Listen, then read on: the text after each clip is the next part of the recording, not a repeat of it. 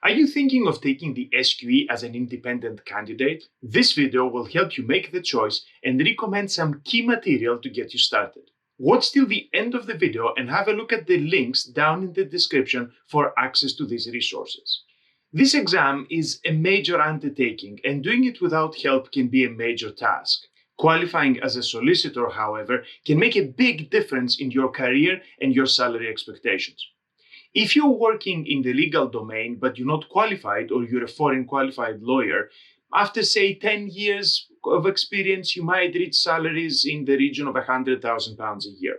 If you're qualified as a solicitor, however, you will notice that there's a significant bump. So if you've got the experience already, you'll be able to hit jobs with salaries in excess of £150,000. Now, I know if you're a recent graduate, this sounds like a lot of money already, but trust me, when you're 15 years down the line, the difference between 100 and 150,000 is going to be quite significant in the way you live your lives.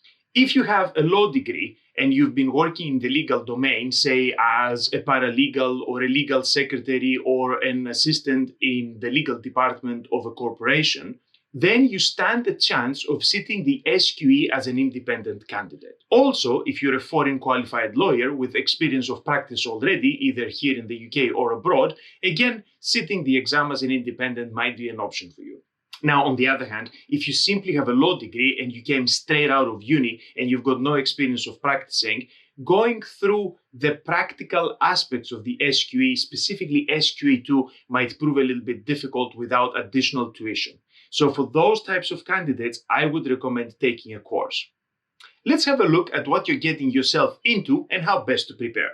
First of all, you're going to have to pay a great deal of money because you have to pay for SQE1 and SQE2, and these are very, very pricey. Of course, after you've paid to sit the exam, you have to figure out what to study and how to study it. If you're anything like me, my first reaction would be, I have to buy some books that tell me what to do. Getting hold of relevant titles, however, that are tailored to the SQE, tell you what you need to prepare and how to prepare it, is not as easy as it sounds. Most publishers have revamped their LPC offering, these big, thick guidebooks, if you've ever seen them, into SQE preparation sets. There are a few packages of a similar nature by the major publishers that range from, say, £400 to £500 as a pack. Now, this is a significant expense, and remember, this comes after you've paid to sit the exams already, so the costs are piling up as you go along. This is going to be a very significant financial investment for you, even if you have chosen to sit the exam as an independent and not pay for a course.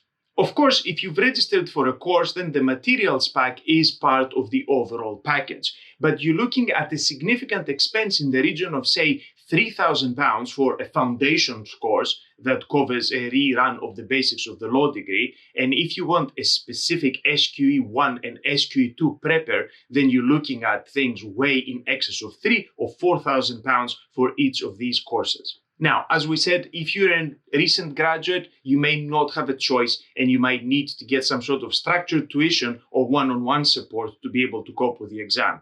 If, however, you're already involved in the legal domain, either in the work that I described previously, or you're a foreign lawyer that have practiced abroad and you're thinking of doing this independently, you might be able to get away with the course fees, but you still have the materials fees, so you have to source the information from which to study somehow. You can find a great degree of support online. For instance, you're watching this YouTube channel already, and on my channel, I've got a great deal of good resources for contract law and business law and company law, and you might be able to find similar offerings online in other places. We have our Facebook group as well, where we have a community where we support each other, specifically the candidates taking the SQE, run through MCQs and all of that stuff. So you will be able to find a great deal of free online support if you're studying independently, in addition to the resources that you have to source on your own. By the way, you can find a link to our Facebook group down in the description below. So what is my recommendation?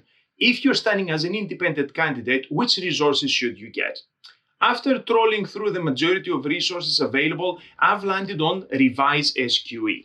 The Revise SQE titles are way shorter than your average LPC offering from the other publishers. This means that you can use them to revise effectively in a time-efficient manner. We are assuming, of course, that you're familiar with the content in the sense that you've already been through a law degree or you're already engaged in practice. So if what you're after is a short title that reminds you the basics and then gives you opportunities to test this knowledge in the style of the SQE, these books are going to be the best bet for you. If you need training on the totality of the FLK and you need to study all the substantive topics from scratch, then you need something more significant in terms of volume. And you know what? Even if you get the massive LPC style books, I don't think you'll be able to manage without some additional tuition. So if you're the candidate that needs information from scratch for the totality of the knowledge content, then I would recommend taking a course and then having the materials pack that comes together with the course. The Revised SQE series presents the FLK in a digestible manner and gives you plentiful opportunity to test your skills in the style of the SQE exam. These are also way cheaper than your average offering out there. If you wish to purchase directly, follow the links down in the description for a direct link to the retailer. Before you go, if you're thinking that this SQE stuff sounds too complicated and sorting out the books by yourself is too much, and you're considering, should I go down the traditional LPC route, have a look at the next video linked right here as to whether you should choose between the SQE and the LPC. I hope you found this useful, and if you did, please hit the like button so it spreads to more people. Thank you for watching and see you next time.